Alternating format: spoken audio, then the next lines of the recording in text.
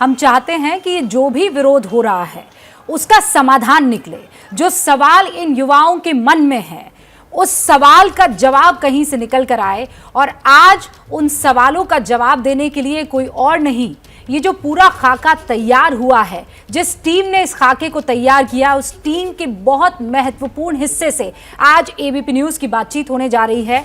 Sir हमारे साथ मौजूद हैं। सेना में भर्ती की अग्निपथ योजना को लेकर जो विरोध हो रहा है, जगह जगह हिंसा हो रही है, उस योजना को लेकर हर सवाल का जवाब देने के लिए हमारे साथ इस वक्त अग्निपथ योजना को बनाने वाले additional secretary lieutenant general Anil Puri जुड़ चुके हैं। और आपको मैं ये बता दूं कि जब हेलीकॉप्टर हादसे में जनरल विपिन रावत शहीद हो गए थे, तब डिपार्टमेंट ऑफ मिलिट्री अफेयर्स का जो कार्यभार है वो जनरल अनिल पुरी के कंधों पर आ गया था, पूरा जिम्मा, और इन्हीं के नेतृत्व में अग्निवीर योजना का पूरा खाका तैयार किया गया है।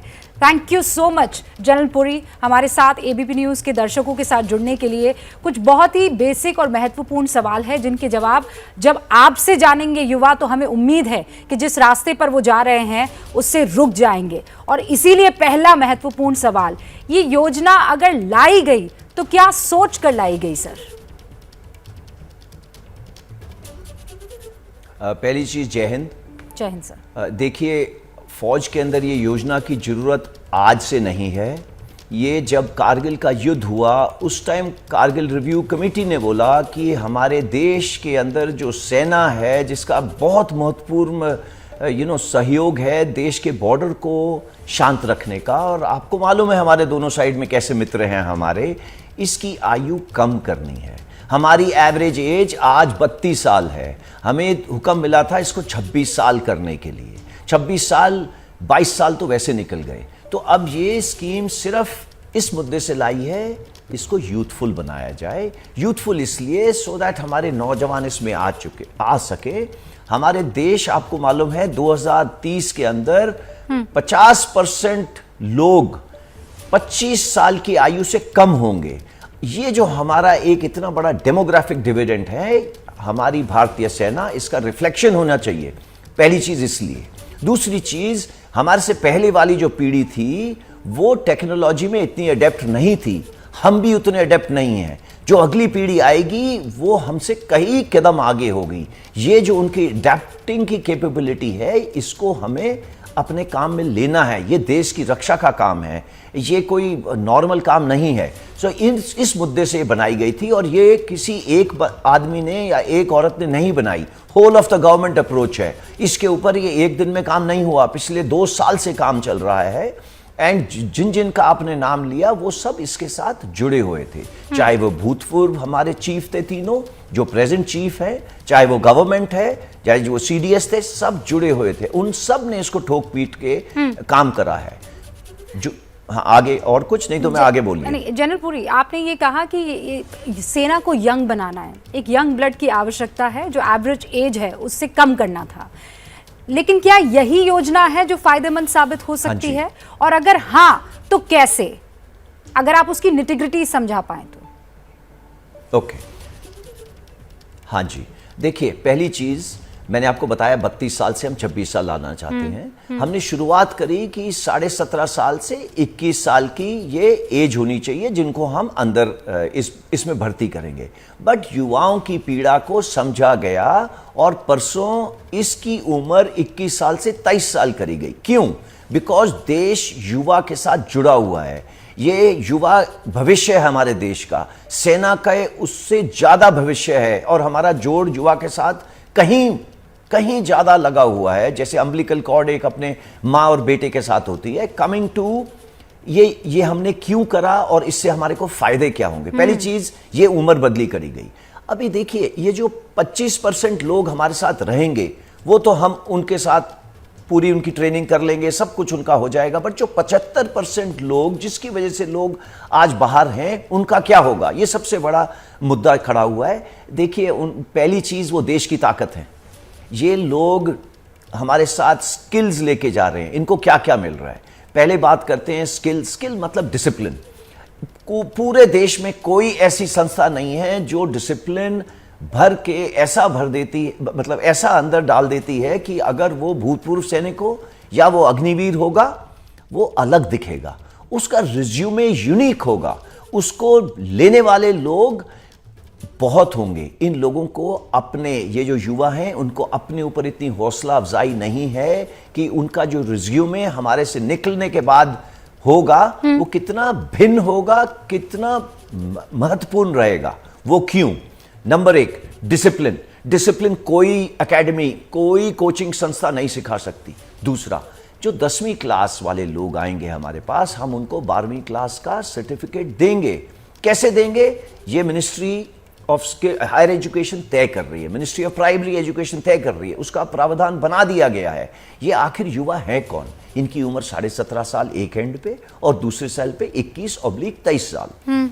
आज देश के अंदर जो लोग 25 साल के हैं, उनके पास कितनों के पास नौकरी है? बहुत कम है। हमने ये पूरा एनालिसिस एजेंसी के थ्रू करवाया, जिन्होंने बोला एवरेज एज जो नौकरी वाली है 27-28 साल है। अब ये युवा आ रहे कहां से हैं? हमारे को 70% रूरल जो हैं यूथ से, रूरल एरिया से आ रहे हैं, गांवों से आ रहे हैं। इनके पास क्या है वहां पे?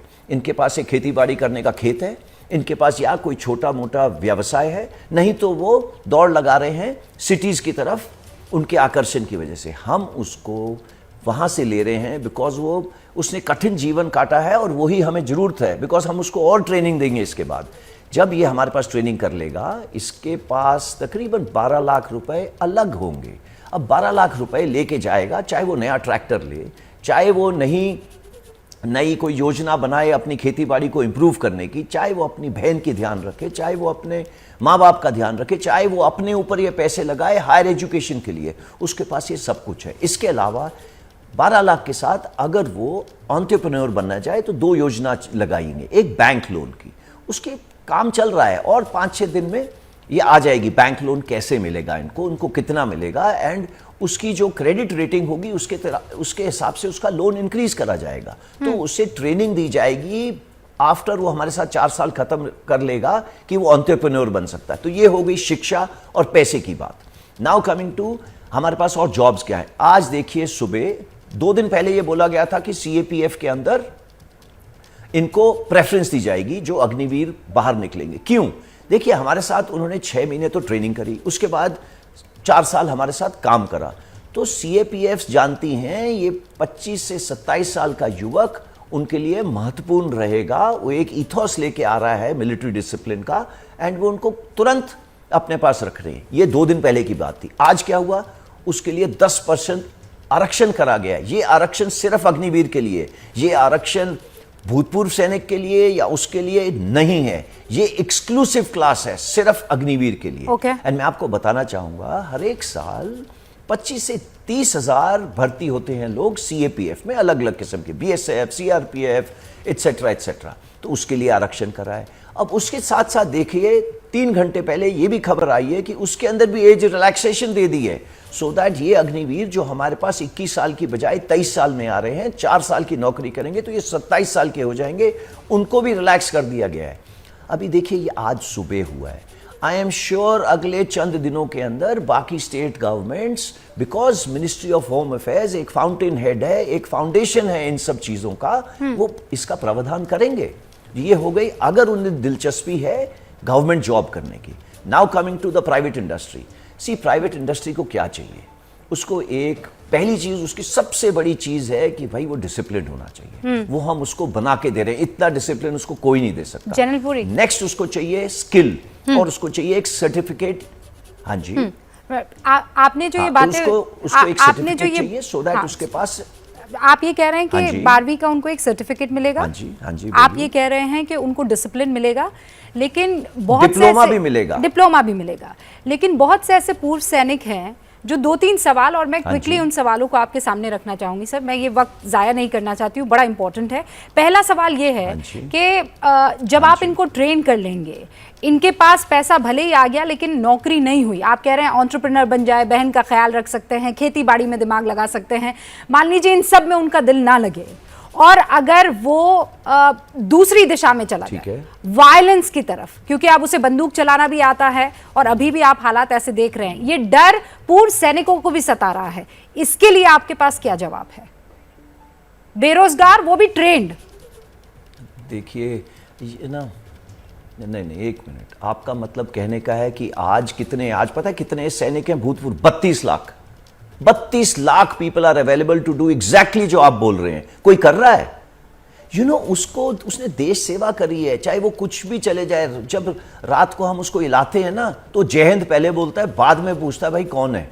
तो ये चीज आप नहीं समझेंगे। 32 लाख लोग आज अवेलेबल हैं पूरे देश के अंदर हथियार उठाने के लिए। तो आप कैसे बोल सकते हैं ये बालक जो 25 साल का होगा या 27 साल का हथियार उठाएगा? नहीं, आई डोंट थिंक सो। इसका मतलब आप ये सोच रहे हैं जो ये 32 लाख लोग हैं ये सब हथियार लेके घूम रहे हैं।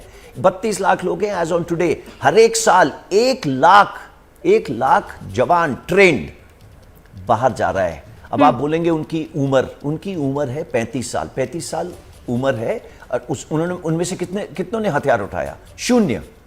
सो हाउ कैन वी थिंक कि ये 25 साल और 27 साल वाला जिसके आगे पूरी जिंदगी पड़ी है, उसके आगे रोटी कपड़ा मकान लेने की गुंजाइश है, वो हथियार की तरफ जाएगा? नहीं। आई थिंक ये ना किसी ने बिकॉज उसने कहीं पुरानी किताबों में पढ़ा होगा। और रोज देखिए हमारे यहाँ जो न्यूज़ चैनल हैं वो रोज अमेरिका की तस्वीरें दिखाते हैं जहाँ पे किलिंग हुई हैं, और हम वो फोटो लेके रात को सोते हैं और सुबह सोचते हैं वो भारत में आ गए। ऐसे नहीं हो रहा है हमारे भारत में, पिछले इतने सालों से तो नहीं हुआ, अब ना जाने क्यों होने लग जाएगा। तो ये एक ना it's a figment of imagination, ये नहीं होगा। आप ये पूरी कॉन्फिडेंस के साथ कह रहे हैं कि जब आप सैनिकों को ट्रेन करेंगे तो वो इस दिशा में नहीं जाएगा जैसा लोग आशंका जाहिर कर रहे हैं, और मैं आपकी बातों पर इस वक्त यकीन करना चाहती हूं सर, और इसीलिए no more question on this.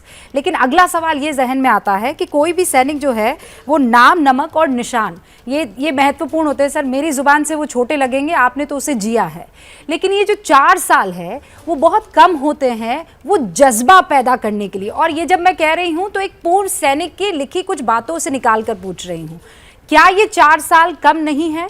क्योंकि इसमें भी कुछ और वक्त होगा जो सिर्फ ट्रेनिंग का होगा। इतने में ट्रेन हो जाएगा, वो जज्बा वो डेडिकेशन आ जाएगा। अच्छा देखिए, पहली चीज मैं ये बताना हूँ कि ये जुनून जज्बा जो है ये हर एक में है, आप में भी है, मेरे में भी है। बट जो 25 साल से नीचे है उसमें ये जुनून जज्बात ये सब ज़्यादा है। देखिए हमारी फौज के अंदर कोई इनको ना सारे जुनून जज्बे को इकट्ठे करके नहीं भेज देते। हर एक जोश के पीछे 1.3 होश वाले लोग बैठे हैं। दैट इज द क्या कहते हैं जो डिस्पैरिटी या इक्वेशन जो यूथ है और एक्सपीरियंस है। तो यूथ एंड एक्सपीरियंस आज भी मौजूद है। आज क्या है, 1 के ऊपर 1.28। जब मैं एक लीडर हूं और मेरे साथ कुछ बच्चे, मतलब जो ये अग्निवीर मेरे साथ होंगे, वो किसको फॉलो करेंगे? लीडर को या अपने आप को? फौज कभी किसी को ऐसे अकेला नहीं छोड़ देती कि अच्छा जा तू कुछ कर ले। तो हमारी रिस्पॉन्सिबिलिटी ये है इस जज्बे को, इस जुनून को चैनलाइज करना देश की रक्षा के लिए। इसी काम के लिए हमें को तनख्वाह मिलती है, इसी काम के लिए हमको ट्रेनिंग करा जाता है। मुझे समझ नहीं आता कि ये जो अग्निवीर हैं ये अपने आप कुछ दिशा में चल पाएंगे। अगर उन्होंने कल जोखिम लेना है, लीडर उनके साथ है। अगर उन्होंने कुछ काम करना है, लीडर उनके साथ है। ऐसे नहीं है। अब क्या होगा, ये जो जब नाम नमक निशान की बात कर रहे हैं, नाम नमक निशान या तो आपके पास है या नहीं है। इट इज लाइक मैं आज सत्य बोलता हूं या नहीं बोलता हूं। ये कोई वो नहीं है कि 90 डिग्री सत्य बोलता हूं, 20 डिग्री सत्य बोलता हूं। सत्य आपके पास है, ये आपकी पैदाइशी चीज है जो आपके माँ बाप ने और आपके शिक्षा वालों ने दी है। नाम नमक निशान हम देंगे। वो हम कैसे देंगे? ये 4 साल का टाइम बहुत है। और उसको लीडर वो जब देखता है ना कि उसके आगे आने वाले उनके ऊपर कौन बैठा है, बिपिन रावत बैठा है या सैम मानेकशॉ बैठा है या जो अशोक चक्रा विनर है वो बैठा है या नॉर्मल सैनिक बैठा है जिसने 5-6 जगह के ऊपर मुठभेड़ में पार्ट लिया है, वो जज्बा जुनून पैदा करता है। एंड ये हमारी सेना में भरपूर है। इसमें कोई कमी नहीं है। चाहे वो कमराडरी हो, चाहे वो टीम बिल्डिंग हो, ये सब उनको सीख जाएगा। जनरल पुरी, ये जब बच्चे सड़कों पर निकले, युवा जब हंगामा कर रहे थे, ट्रेनों को आग लगा रहे थे, तो हमारे रिपोर्टर्स एबीपी न्यूज़ के वहाँ उनके बीच में मौजूद थे। तो जब उनसे ये सवाल पूछा गया कि ये क्यों पसंद नहीं आ रहा है, तो उनमें से बहुतों ने ये कहा कि मैं 8 साल की ट्रेनिंग के बाद क्या सिर्फ 4 साल के लिए जाऊंगा सेना में? ये कैसे कोई मेरे साथ इतना अत्याचार कर सकता है कि मैंने जिंदगी के 8 साल दिए और वो मुझे सिर्फ 4 साल देंगे? इसका क्या जवाब होगा? अच्छा, मेरे को एक बात बताइए, हमारे पास इतने सारे मेडिकल कॉलेज हैं देश में, तो यहाँ पे तो हम मेडिसिन करवा नहीं पाए, हम यूक्रेन रशिया में भेजते रहे अपने बच्चों को। मैं मात्रा भी नहीं बताना चाहूँगा कितने करोड़ उन्होंने खर्च करे। वो वापस आए देश के अंदर, हम उनसे दोबारा एग्ज़ाम ले रहे हैं, उनको भी नहीं पता कि उनको कल नौकरी मिलेगी। वो हमें मंजूर है। नंबर 2, 14 जून को 10 लाख जॉब्स का ऐलान हुआ। हम तो सिर्फ 50,000 जॉब्स का ऐलान कर रहे हैं। मुझे समझ नहीं आता वहाँ क्यों नहीं जाना चाहते। वो गवर्नमेंट जॉब्स ही हैं ये जो 10 लाख हमारे सेंट्रल गवर्नमेंट ने ऐलान करी है। नाउ कमिंग टू 8 साल नौकरी। ऐसा है, भर्ती होने के लिए ना, अगर उसे 8 साल की ट्रेनिंग की ज़रूरत पड़ रही है, सो कुछ तो नुक्स है उसके अंदर। नंबर 1। नंबर 2, हमारे पास हमने किसी बच्चे को ये नहीं बोला कि तू हमारे पास आएगा और तेरी ट्रेनिंग कितने साल करी है वो होगा, पूरा मेरिट के ऊपर है। आज भी फौज के अंदर हर एक वैकेंसी, अगर आप बोले कि अग्निपथ स्कीम नहीं चल रही, हर एक वैकेंसी के ऊपर 20 से 25 बच्चे आते हैं। उन्हीं सब कोचिंग एकेडमी से या उनसे निकल के आ रहे हैं। तो 24 बच्चे तो आज भी निराश जा रहे हैं। एक ही आ रहा है हमारे पास उनमें से। जब हम रैली लेते हैं ना, तो आप मुझे पता नहीं गए होंगे या रैली में, नहीं ऐसा होता है जैसे कोई इलेक्शन का वो बिल्कुल कह रहा जमका, हाँ। मतलब पूरा जमघट इकट्ठा हुआ हो, ऐसे होता है ना। तो उसमें से एक बालक को लेते हैं, 24 तो जा ही रहे हैं। और मुझे समझ नहीं आता, हम तो 4 बालक में से बोल रहे हैं, एक ले रहे हैं और बाकी तीनों को इतना होनहार बना रहे हैं, उनका रिज्यूमे इतना यूनिक करेंगे कि वो आगे आने वाले टाइम पे, चाहे वो टाटा हो, चाहे वो अंबानी हो, चाहे वो CAPF हो, उनको मेरे हिसाब से तो पूरी बाजू खोल के इनवाइट करेगा। जनरल, मुझे एक बात, एक चीज और बोलना चाहूंगा। सर पहले आप बोलिए। एक चीज बोलिए, आप बोलिए। अच्छा, देखिए ऐसा है कि हमारा सबसे बड़ा मुद्दा है डिसिप्लिन। यू सी, आप भी अभी विरोध और विनाश की बात कर रहे थे चंद मिनट पहले। विरोध खुशी से करिए, विनाश नो वे। हमारे पास रत्ती भर 1% भी उसके लिए स्पेस नहीं है। सो मैं उनसे फिर भी अभी प्रार्थना करना चाहूँगा, गुंजाइश, हमारे साथ जुड़ना है।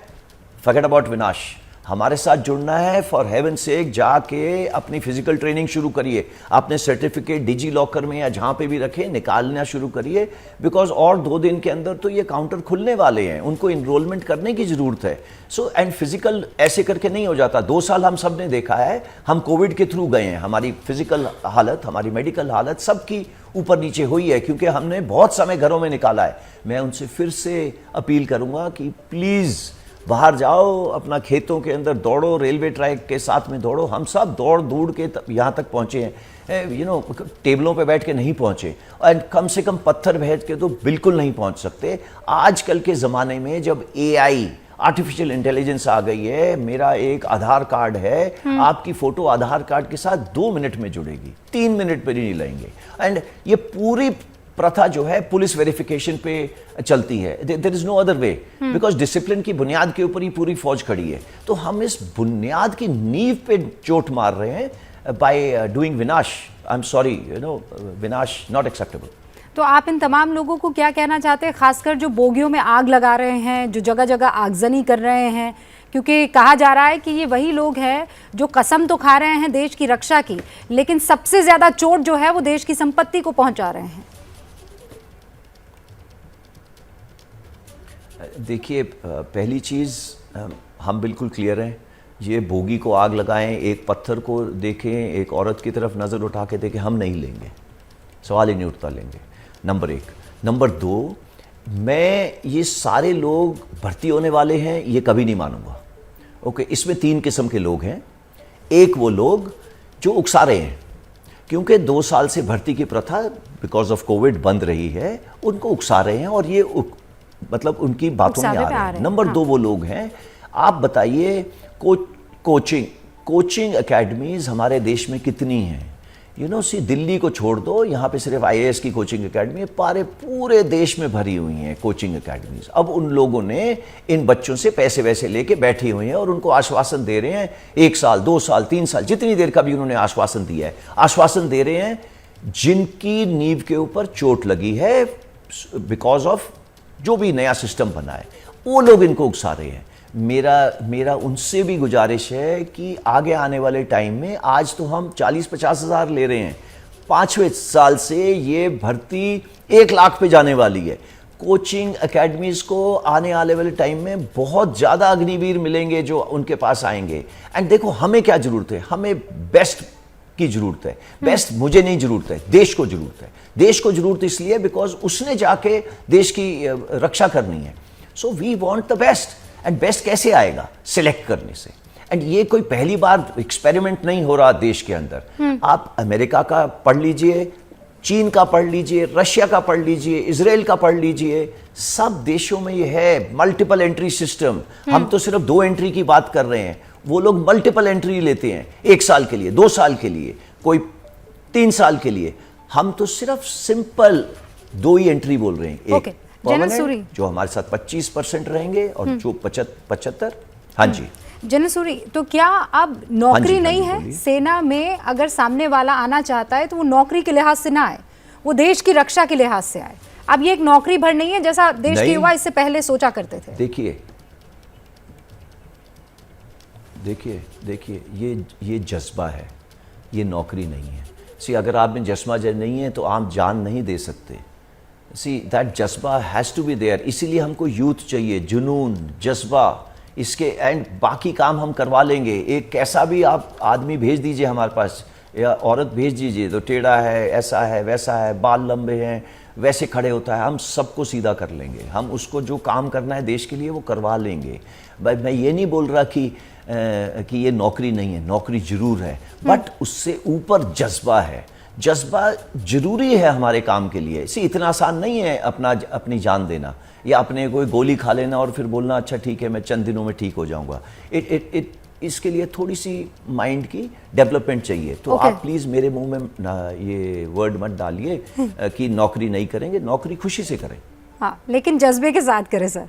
मैं एक और सवाल पूछना चाहती हूँ और वो सवाल ये है कि ये जो टीओडी योजना है ये सिर्फ सैनिकों के लिए क्यों लागू है, ये अफसरों के लिए क्यों लागू नहीं है? ये सवाल पूछा गया है कि अगर 4 साल में सैनिक या जवान तैयार हो सकते हैं तो अफसर नहीं तैयार हो सकते। ओके, सो देखिए पहली चीज़ मैं आपसे गुजारिश करूंगा, आपसे ही नहीं जितने भी टीवी चैनल हैं, इसको टीओडी मत बोलिए। टीओडी ये है ही नहीं, ये अग्निपथ है, इंडियन प्रॉब्लम इंडियन सोल्यूशन।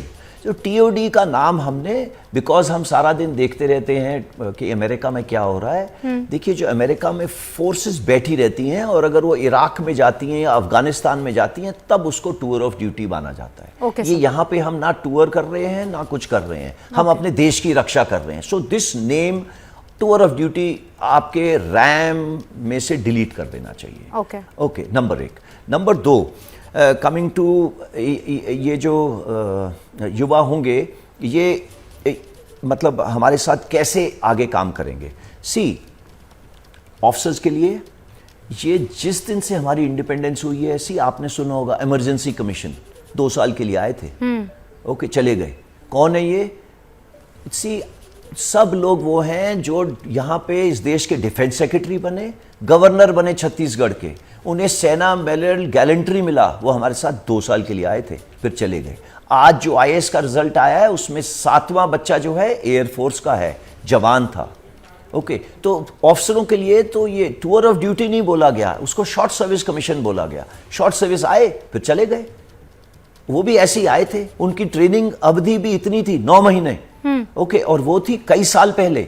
आज जो युवक आ रहा है उसको भी उतनी ट्रेनिंग की जरूरत नहीं है बिकॉज वो टेक्नोलॉजिकली हम लोगों से कहीं आगे है। हमारे जो पूर्वज खुराक लेते थे हम उनसे अच्छा खा रहे हैं आज, आगे आने वाले लोग उससे अच्छा खाएंगे। जब अच्छा खाएंगे तो उनकी परवरिश ज़्यादा अच्छी होगी, परवरिश ज़्यादा अच्छी होगी तो ऑब्वियसली उसको ट्रेनिंग के लिए कम टाइम चाहिए।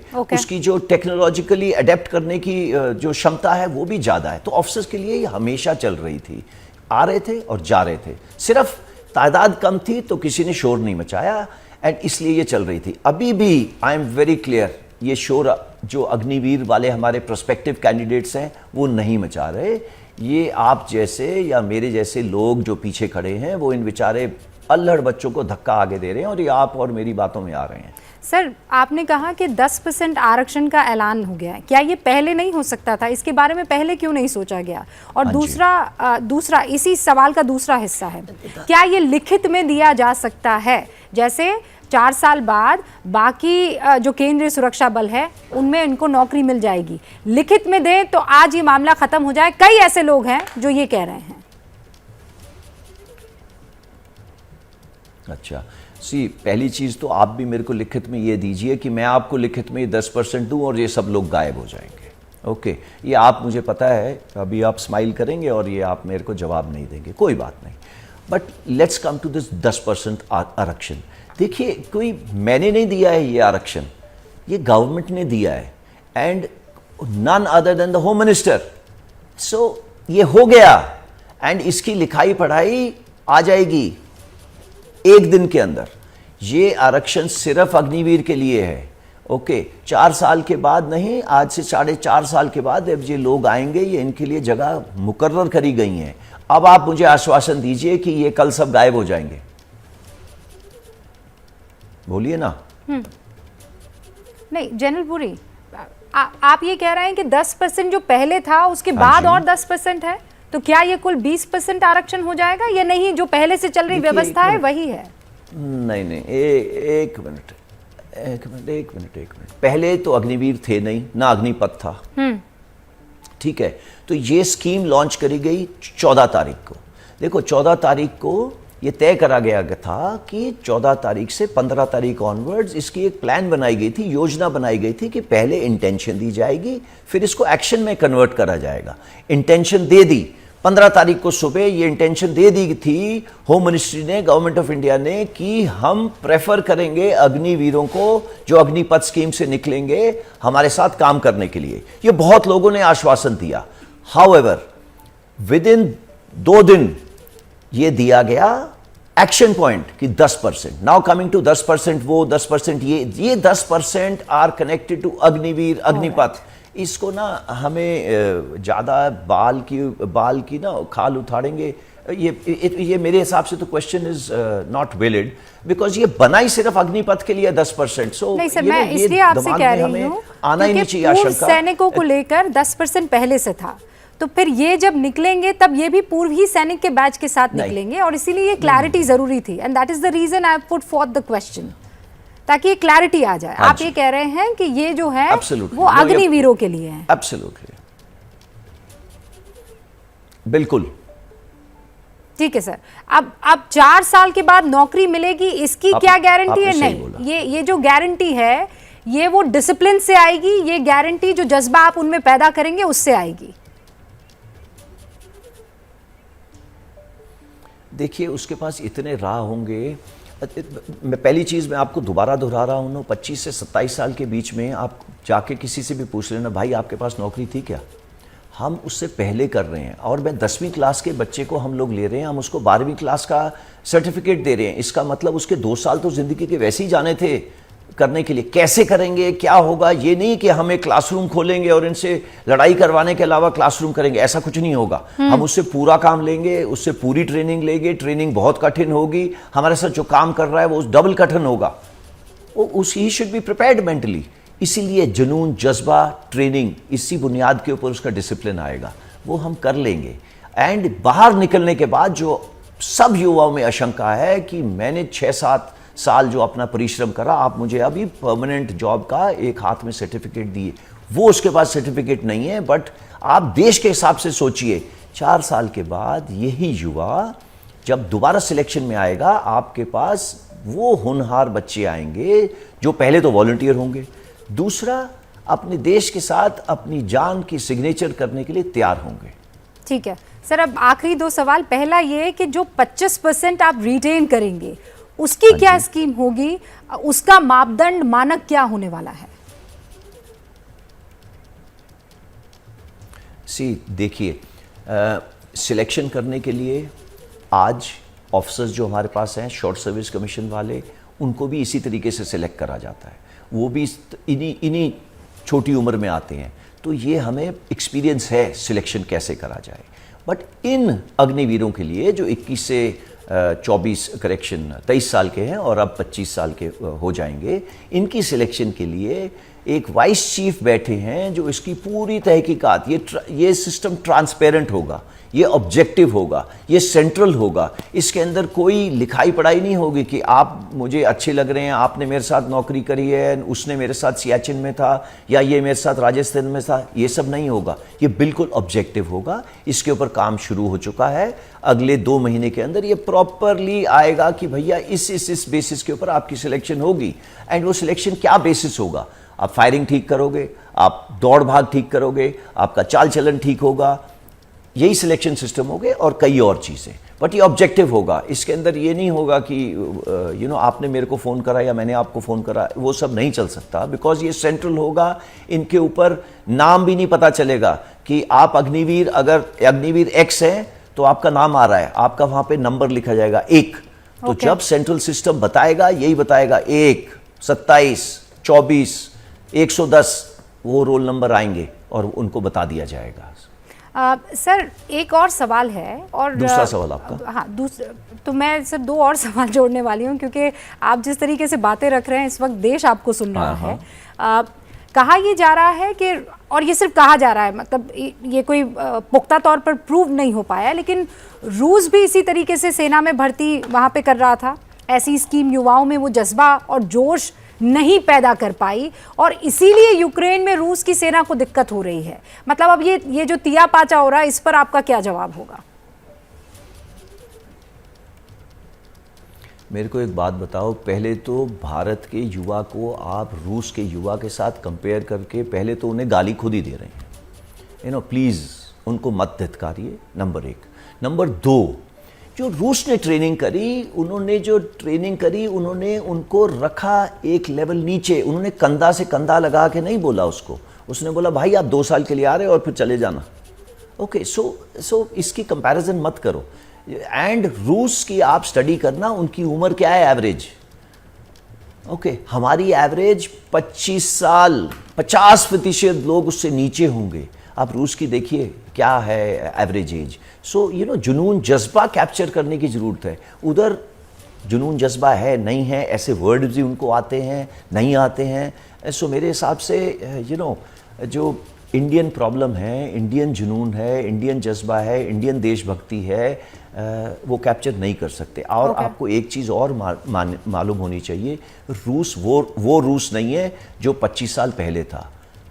ओके, वो कई हिस्सों में बट चुका है। तो उसकी जो जुनून जज्बा है वो भी कई हिस्सों में बट चुका है। तो मेरे हिसाब से ये कंपैरिजन भारतीय नागरिक के साथ करना, उससे अच्छा उसे गाली वाली दे दो। अच्छा सर, पहली बात तो ये है कि मेरी इतनी हैसियत नहीं है कि मैं देश के जवानों को या देश की सेवा करने वाले उन तमाम युवाओं को गाली दूं। ये एक सवाल था, और आज चूंकि मुझे मौका मिला है कि हर किस्म का सवाल आपके सामने रखूं, तो वो सवाल मैंने रखा है, क्योंकि जहन में तमाम तरीके के सवाल आ रहे हैं और वो फिर आगजनी में तब्दील हो जाते हैं, आक्रोश में। अब एक सवाल ये आ रहा है सर कि मैं एक महिला हूँ, और तमाम वो महिलाएँ जो आने वाले टाइम में देश की सेवा करना चाहती हैं, वो ये सवाल आपसे पूछना चाहेंगी, क्या औरतें भी, महिलाएं भी इसमें शामिल होंगी?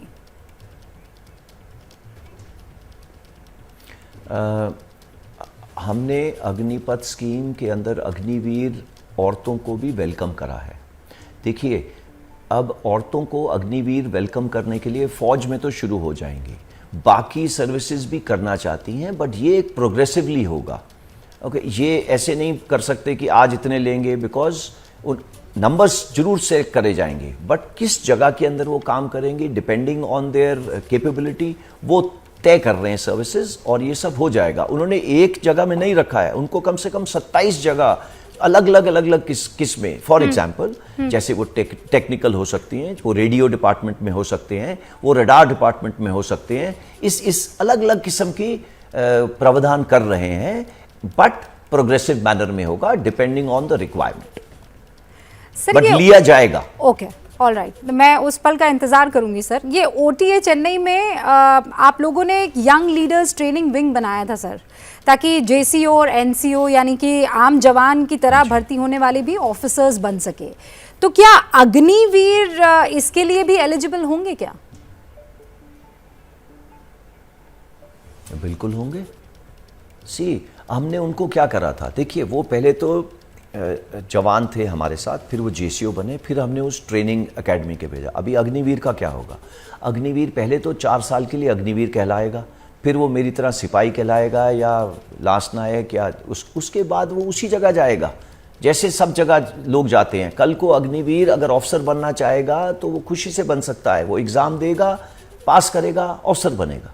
हमारे यहाँ भी प्रावधान है, जो जवान हैं वो ऑफिसर बनते हैं, और वही चाहे ओटीए के थ्रू जाएं या एसीसी के थ्रू जाएं, वो प्रावधान है हमारा और वही चलता रहेगा। तो अग्निवीर को कुछ ऐसी चीज़ नहीं है जो उसे डिनाई करी जाएगी। वो हमारे साथ देश की रक्षा करने के लिए कंधा से कंधा लड़ा रहा है। So there is no question कि हम उसको कुछ चीज़ नहीं दें या ज़्यादा दें, ऐसा कुछ नहीं होगा। General Puri, it was pleasure talking to you sir. आपने बहुत सारे सवालों के जवाब दिए और मैं उम्मीद करती हूँ कि उन सारे सवालों के जवाब पाकर ये जो आक्रोशित युवा हैं, इनको समझ में आएगा कि आने वाला वक्त देश की रक्षा में ये लोग कैसे दे सकते हैं और कैसे अब उस आक्रोश को छोड़कर मेहनत में, काम में अपना मन और तन लगा सकते हैं। Thank you so much. Thank you. जय हिंद। जय हिंद सर।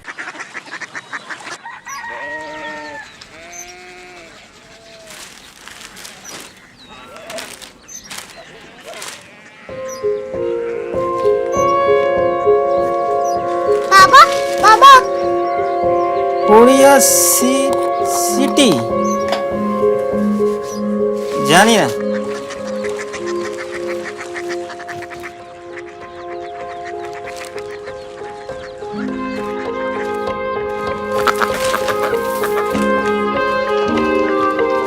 कोरिया सिटी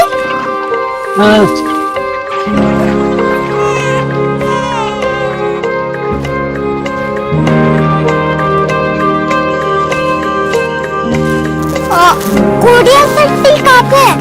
शहर अंग्रेजी लगे हैं।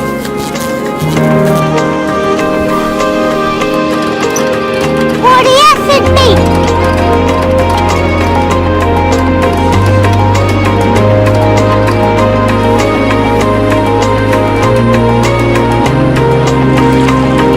वो बहुत दूर है।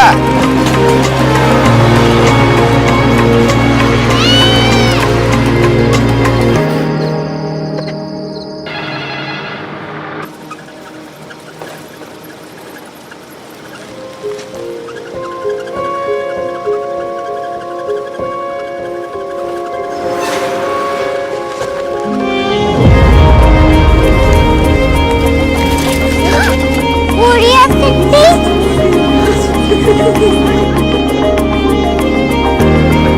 दुनिया को बोलना नहीं, कुछ लोग बड़े होते हैं। कोरिया सिटी कहाँ है? प्रोफेसर साहब को पता होगा। हो, ये छोटा वाला ग्लोब लगता है और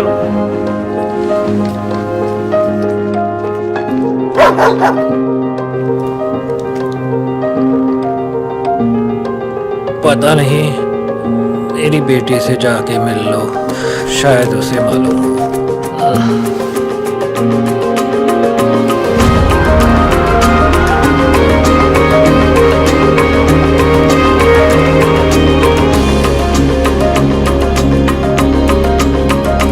हाय, बाबा ने भेजा है। Come here.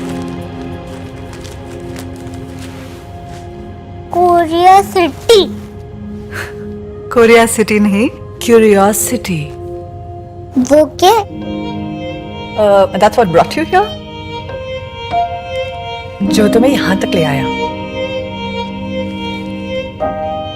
क्यूरियोसिटी